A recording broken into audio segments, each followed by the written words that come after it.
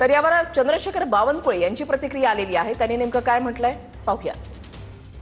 छगन भुजबळ जे एक राज्याचे महत्त्वाचे नेते आहेत, अजितदादाचे अभिनंदन करायचे आहे, त्यांनाही शुभेच्छा द्यायच्या आहे की त्यांनी छगन भुजबळ सारख्या एक अत्यंत महत्त्वाच्या ओबीसी समाजाचं नेतृत्व करणाऱ्या एक नेत्याला पुन्हा मंत्रिमंडळात संधी दिली आणि आज 10 वाजता मलाही निरोप आहे शपथविधीचा।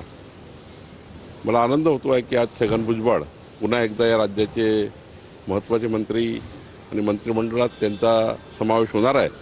नाशिकच्या पालकमंत्रीपदाचा तिढा आता सुटून जाईल या सगळ्यानंतर असं वाटतं? नाही, मला याबद्दल जास्त आता काही सांगता येणार नाही। सर्व अधिकार माननीय मुख्यमंत्र्यांचे आहे, त्यामुळे माननीय मुख्यमंत्री योग्य वेळी याची घोषणा करतील। तर चंद्रशेखर बावनकुळे यांची प्रतिक्रिया। छगन भुजबळ आज कॅबिनेट मंत्रिपदाची शपथ घेणार आहेत।